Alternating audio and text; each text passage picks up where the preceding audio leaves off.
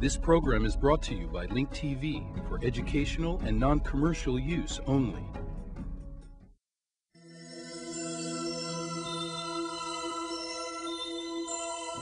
Mosaic, a daily news program from Link TV, presents a selection of news reports from independent and state-controlled broadcasters from throughout the Middle East.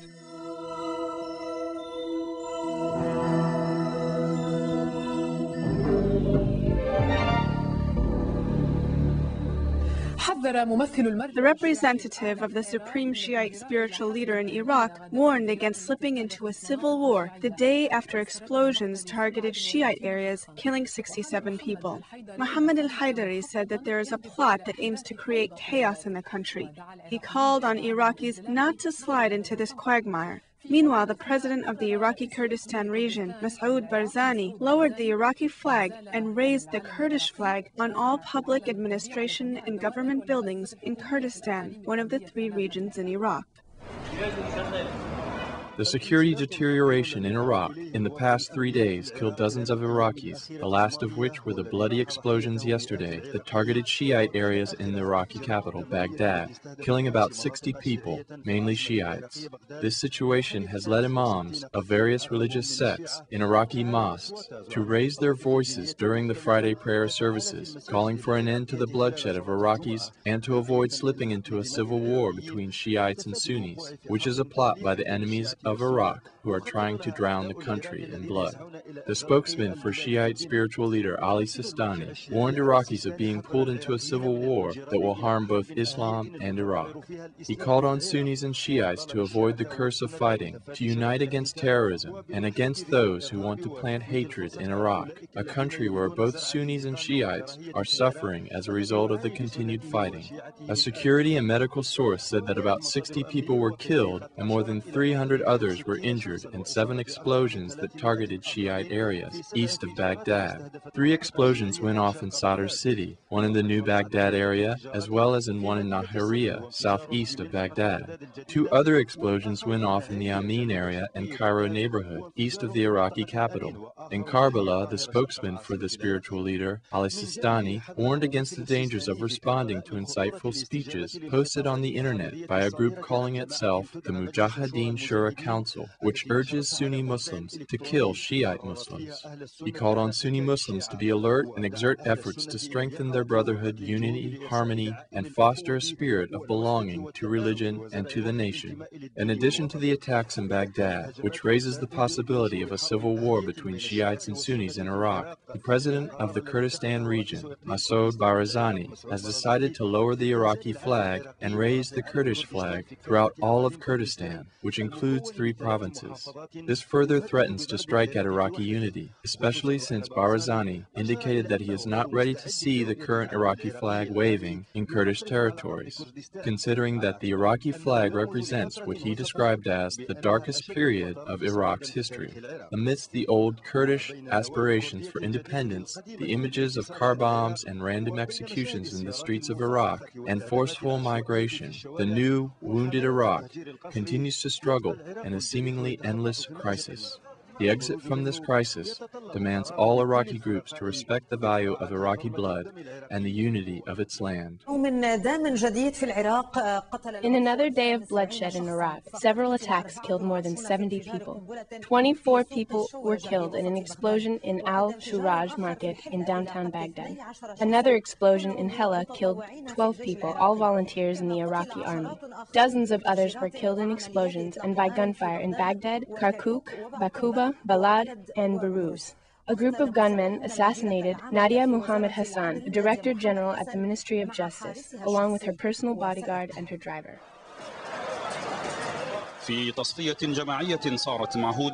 Mass murder has become a common occurrence here. More than 20 people were killed in Baghdad. Al-Shurja Market, one of the city's largest public markets in the Eastern District, was full of activity as usual. In an instant, a bomb exploded in the midst of shoppers as they were going about their business. The number of killed increased one by one until it reached 24 people dead. All of them were civilians according to Iraqi security sources. More than 50 were wounded. Al-Kindi Hospital was unable to accommodate all the victims to treat their injuries. Some of them sustained serious injuries, while others sustained broken limbs. A third group bled profusely. Hundreds of other Sharjah shoppers like them were treated for similar injuries at Al-Kindi Hospital and other nearby hospitals in Baghdad last month. The market, which is the center of commercial activity in all of Iraq, has been subjected to repeated attacks using explosive devices in recent weeks. All of them are attributed to gunmen trying to topple the government of Prime Minister Noor al-Maliki and expelling the multinational forces supporting it. Before the Al-Sharjah market explosion by 2 hours, gunmen targeted the town of Hela, south of Baghdad. They bombed a military recruitment office, killing 12 volunteers and wounding more than 30.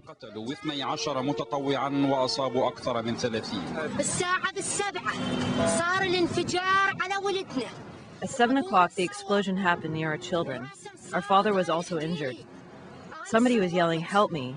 I was injured too. I was calling on people to help me, but everyone was running away. The ambulances started coming. Many times, suicide bombers targeted young men outside the recruitment office of the army and the police. They also attacked security checkpoints, confirming that their main target is the government. But the United States strategically depends on Iraqi forces so that it may eventually pull out its forces from Iraq. At least this is how the U.S. makes it appear.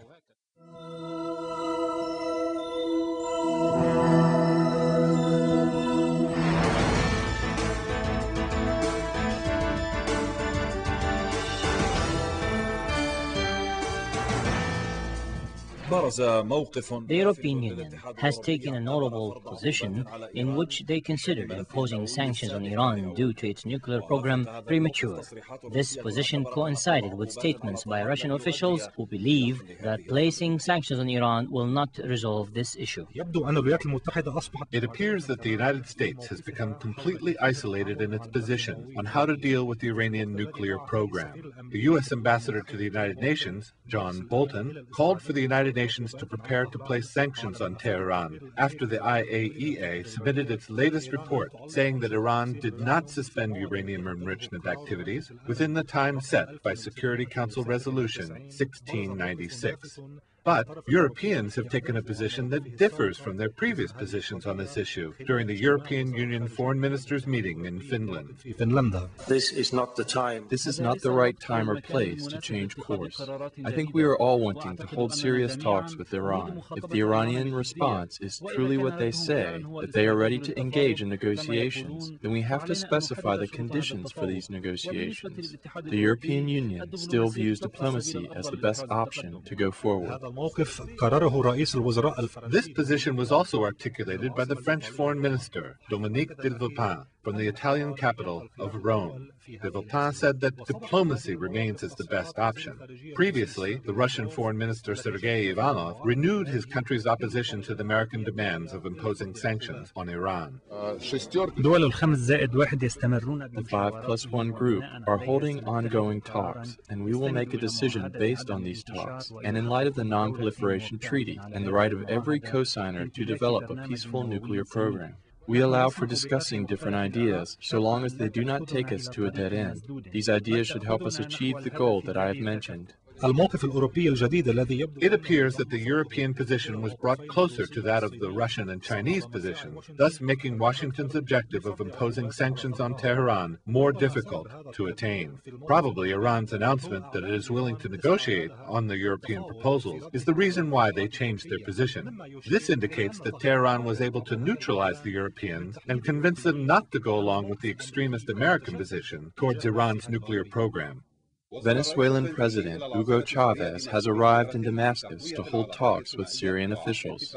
Chavez wants to strengthen the relationship between Syria and Venezuela.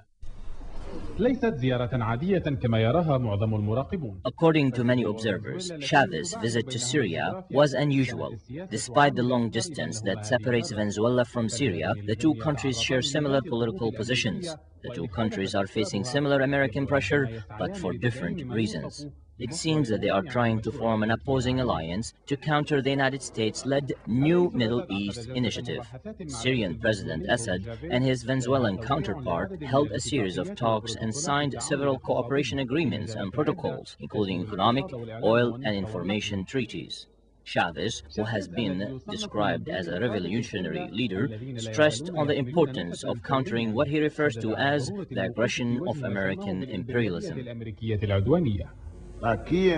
You must know that we will always stand by Syria. We have opposed and we will continue to oppose the aggressions of American imperialism. We also oppose Israeli aggression in Palestine and Lebanon. We demand Israel to withdraw its forces from all Lebanese territories and also pull out from the Golan Heights. The Syrian president said that he shares similar views with Chavez. He sees the opportunity to criticize the United Nations Security Council for the way it is handling the situation in the region. We share the same position. The world consists of various countries that reflect different cultures and civilizations. The Security Council must take a position that is compatible and agrees with the United Nations Charter. Having said that, if the Security Council continues to function the way it is now, the situation does not look pleasant. Chavez said that he wants his country to invest in Syrian oil, confirming that Caracas and Damascus enjoy a good relationship. We want to establish a joint oil corporation to help Syria produce oil. We will help Syria drill and export oil.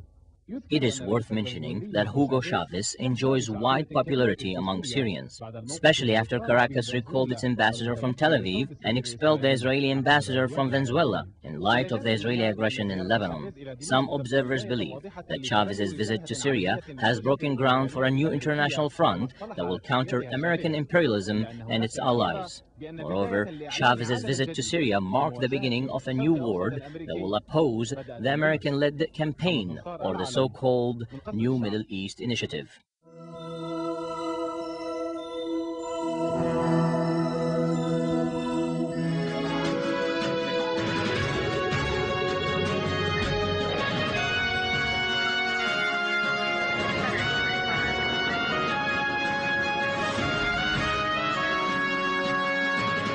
A long tunnel was uncovered in the Shujaiya area in Gaza today. It was dug in the direction of the Karani crossing. This terrorist plan was disrupted because the tunnel was meant to serve as a conduit to smuggle weapons and explosives. Our military correspondent, Roni Daniel, has the details.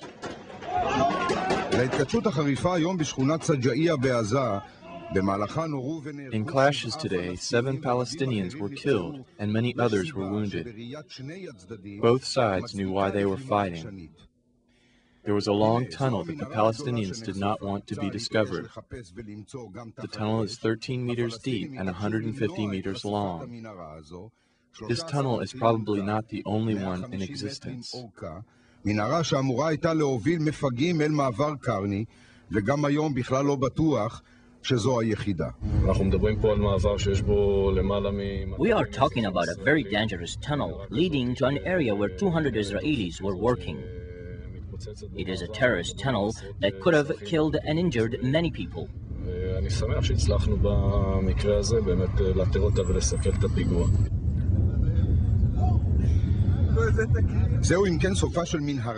This is the end of this tunnel, but the army suspects there are many more. In addition to 2 tunnels that have already been uncovered, there are 20 other ones that the army is searching for along the Gaza-Israel border. Discovering these tunnels has become a priority for the army along with Lebanon. We are now at the main gateway that keeps smuggling weapons to Gaza possible. At the border control room, Palestinians, Israelis, and Europeans are inspecting the border crossing.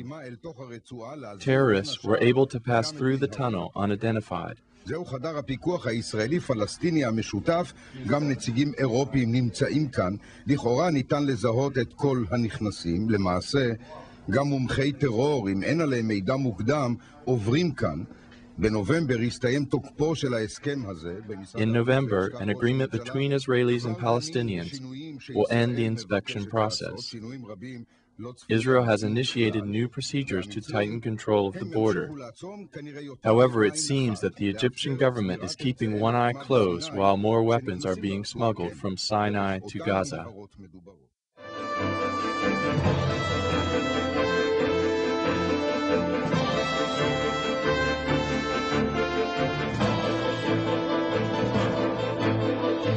IDF soldiers operating in the western sector of South Lebanon have uncovered several Hezbollah bunkers around the town of Aisha al-Sha'ab.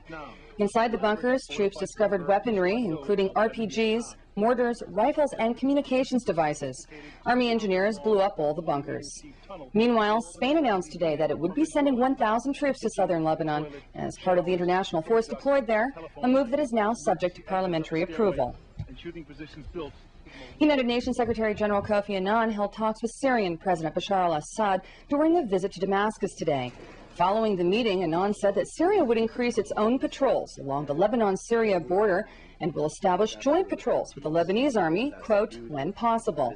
Annan said that Assad pledged to take all the necessary measures to implement paragraph 15 of UN Resolution 1701, which calls on countries to prevent the sale or supply of weapons to entities in Lebanon without the consent of the Lebanese government or the UN peacekeepers. Syria is an important regional player.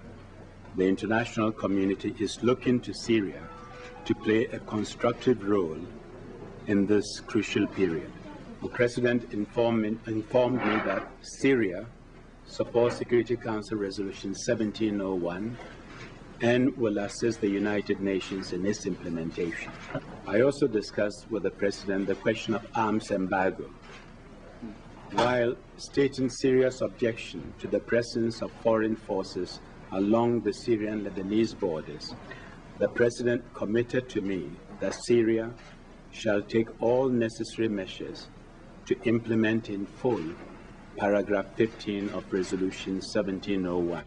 In Sweden, donors at an international conference today pledged $500 million to the Palestinians, $114 million in humanitarian aid, with the remainder earmarked to help rebuild infrastructure in the territories. Conference participants pledged nearly $1 billion additional dollars toward the reconstruction of Lebanon. Lebanese officials and Hezbollah militants welcomed the news.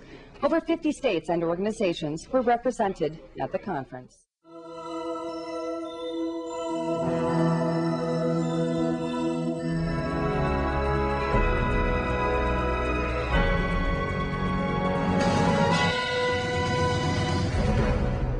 In the opening of the Stockholm Conference to reconstruct Lebanon and launch a country built on hope, Prime Minister Fouad Siniora renewed Lebanon's commitment to implement UN Resolution 1701 and called for action towards a real and lasting peace.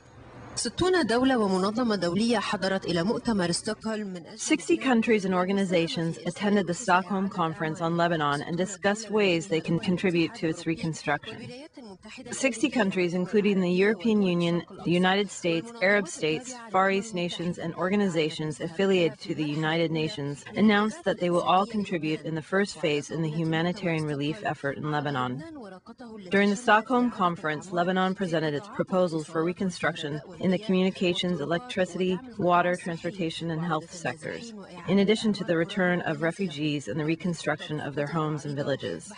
The details of this plan were discussed during the Stockholm Conference. In the final tally, Lebanon will obtain an initial amount of $500 million. According to reports, the European delegations offered about $450 million to assist Lebanon in the first phase of reconstruction. The Kingdom of Saudi Arabia pledged to rebuild 10 villages. Qatar pledged to rebuild an entire village in the south. Yemen and Bahrain pledged to do the same. Of course, in addition to all of this, programs were put in place to neutralize unexploded bombs, mines, and missiles. Sweden, the conference's host country, supported Lebanon by contributing $20 million to the initial phase in addition to an earlier pledge of $10 million. This is the number that was announced by the Swedish Prime Minister, Göran Persson, to reassure the Lebanese people that they are not alone in this world. Today, we pledge support for immediate needs in Lebanon, but our commitment should reach well beyond that. By the end of this year, the Lebanese government will host a conference on its long-term reconstruction and development requirements. Today's conference should contribute to the sustained involvement of the international community in those long-term efforts. The opening of the Stockholm conference coincided with Israel's refusal of UN Secretary General Kofi Annan's efforts to lift the siege on Lebanon. The Lebanese Prime Minister Fouad Siniora called on the international community to help Lebanon to lift the siege so that it can recover from the impact of the aggression. Ladies and gentlemen, if Israel does not immediately lift its humiliating siege on Lebanon, as it was justly described by the Secretary General Kofi Annan, if it does not withdraw immediately from the positions it still occupies within Lebanon, in violation of United Nations Security Council Resolution 1701, the recovery process, including this conference today, which you earnestly called for, will be severely undermined. So I call upon you all to join the UN Secretary General in deploying all effort to remove every obstacle preventing the Lebanese people from regaining their freedom and sovereignty. The Lebanese Prime Minister made an urgent and immediate appeal to state representatives and international organizations, stressing the need to return life to normal for those who lost the most basic necessities. Financial contributions must focus on the rehabilitation of infrastructure and on enabling those in our society who have been most affected to rebuild their homes and lives again, and on kickstarting the economy by getting small and medium enterprises in the most affected areas back on their feet. Resolving the Lebanese problem does not only benefit Lebanon, but also the Middle East. Prime Minister Siniora called on the international community, specifically the UN, to retake a position of leadership and the initiative. It's time for the UN Security Council to retake the lead, to make a comprehensive, just and lasting peace happen in the Middle East. But a comprehensive political solution can only be implemented when Israel recognizes the right of the people of Palestine to a viable and independent state, and the right return of the refugees pursuant to relevant UN resolutions, and withdraws from all the Arab lands it occupies in Lebanon, in Gaza, in Jerusalem, the West Bank, the Syrian Golan Heights, in accordance with the Resolution 242 of the Security Council. Only then will Israel enter into a just and lasting peace with its neighbors.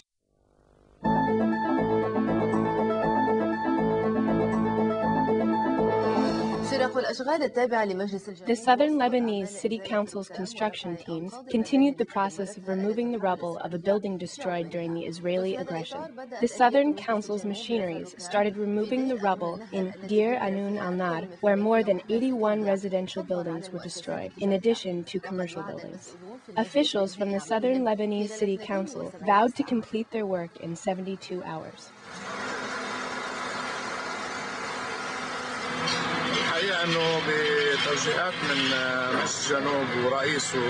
Honestly, the president of the Southern City Council sent us to remove the rubble in Anun al-Nahr.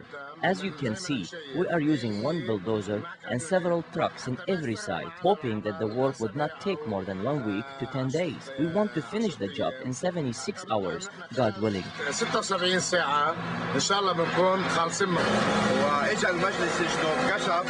The Southern City Council came and surveyed the area. May God bless them. We thank them for all the work they did. As you see, they started to bulldoze the rubble in the town. They have construction equipment at every site, so they can work on removing the rubble immediately. God willing, the work will be finished in a short amount of time. Do not ask me about what the national government is doing. It does not care about what is happening here. The government ignores us. It has no role whatsoever in the reconstruction. We have a city council, but the national government is absent. The national government does not even work with the municipality in the south. It's as if it is independent from the local government. The national government has no role in this reconstruction. Honestly, the credit for this work goes to humanitarian initiatives, acts of charity, and to the city council. We have a city council, but the government does not want to have anything to do with us. At this time, the City Council and the Development Office started the reconstruction efforts. In 5 to 6 days, we will remove all the rubble and signs of destruction, God willing. Most importantly, the people who are renting out places can eventually return to their homes. We are eager to clear the area so property owners can rebuild their homes. This is what we are doing at this time.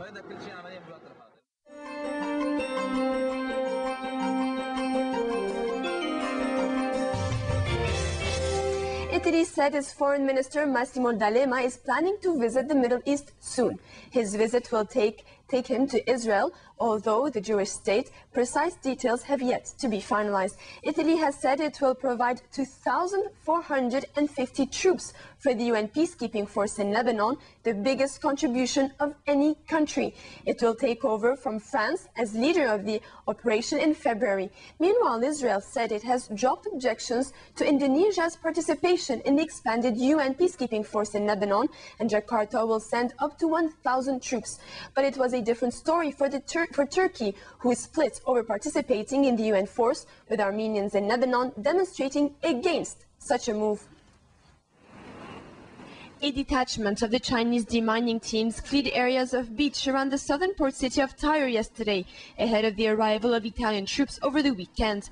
5 naval vessels carrying nearly 2,500 Italian troops reached the Lebanese coast yesterday and will dock at the port of Tyre on Saturday. Some 1,000 soldiers will deploy in Lebanon, where they are due to back UN forces, while the remaining 1,500 sailors and military personnel will remain on board the ship off the Lebanese coast. The Italian mission aims to deploy 2,450 ground soldiers in 2 phases spread over 4 months, resulting in their largest contribution to the international force.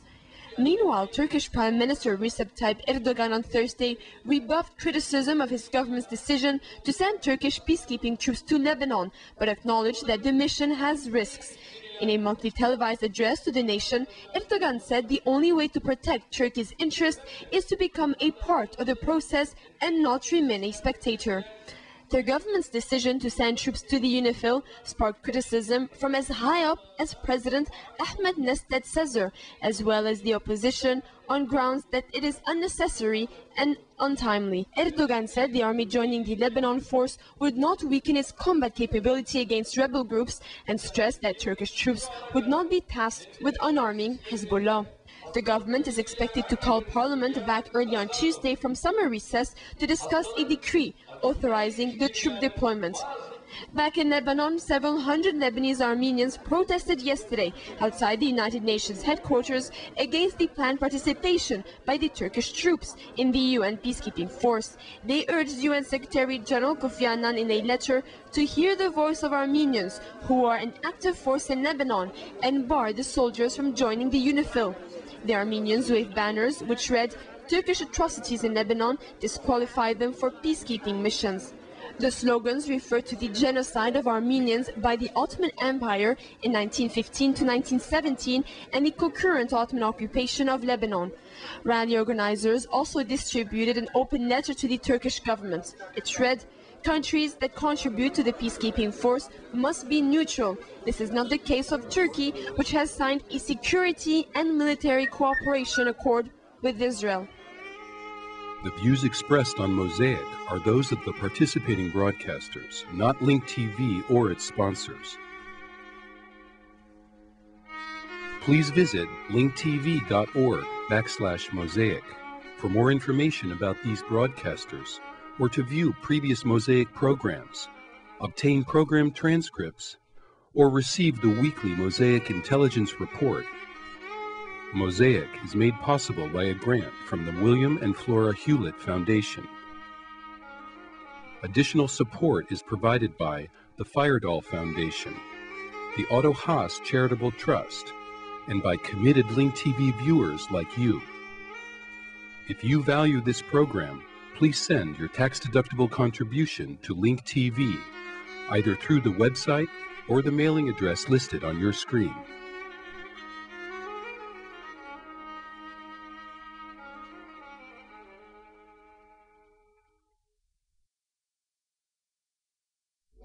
This program was brought to you by Link TV for educational and non-commercial use only. Link TV is the only U.S. television network devoted to global and national news, with uncompromising documentaries and diverse cultural programs. Programs which connect you to the world.